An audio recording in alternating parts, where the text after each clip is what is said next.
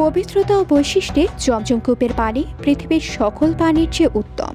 কাবা ঘরের ফজিলতের সঙ্গে জমজম কূপের মাহাত্ম্য ওতপ্রোতভাবে জড়িত। সৌদি আরবের মক্কায় মসজিদুল হারামের ভেতরে জমজম কূপটি অবস্থিত। মুসলিমদের কাছে পবিত্র হিসেবে বিবেচিত কাবা ঘরের মাত্র ২০ মিটার দূরে এর অবস্থান। আল্লাহ তাআলার হুকুমে হযরত ইব্রাহিম আলাইহিসসালাম যখন শিশু ইসমাইল সহ বিবি হাজেরাকে মক্কায় রেখে আসেন, তার কিছুদিন পর জমজম কূপের আবির্ভাব হয়।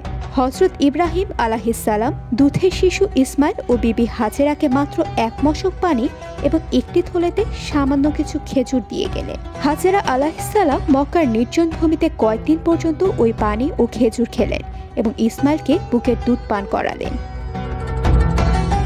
কিন্তু এক সময় মশকের পানি ও খেজুর ফুরিয়ে এলে বিবি হাজেরা এক চরম অসহায়তার মধ্যে নিপতিত হন। শিশু ইসমাইল ক্ষুধার তাড়নায় ছটফট করতে লাগে।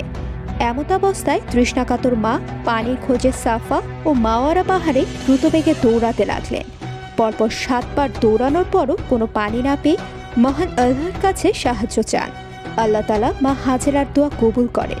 তখন পুত্রের কাছে গিয়ে দেখলেন আল্লাহর কুদরতে তার ২ পায়ের নিচে একটি পানির ফোয়ারা জেগে উঠেছে এবং তা ক্রমশ উতলে উঠছে ও প্রবাহিত হতে যাচ্ছে। হযরত হাজেরা আলাইহিসসালাম তখন অত্যন্ত আনন্দিত হলেন এবং চারদিকে পাড় বেঁধে পানি থামানোর চেষ্টা করলেন। তিনি পানি থামার নির্দেশ দিয়ে উচ্চস্বরে বলছিলেন, জমজম, অর্থাৎ থেমে যাও। হযরত হাজেরার উচ্চারিত সে শব্দে পৃথিবীর সবচাইতে পবিত্র এই কূপের নাম হয়ে যায় জমজম।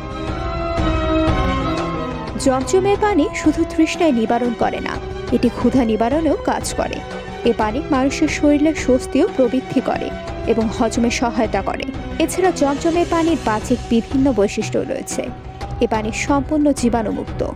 জমজম কূপের আরও একটি অসাধারণ বৈশিষ্ট্য হচ্ছে, এ থেকে লাখ লাখ লিটার পানি উত্তোলন করলেও এর পানিতে কখনো স্বল্পতা দেখা যায় না।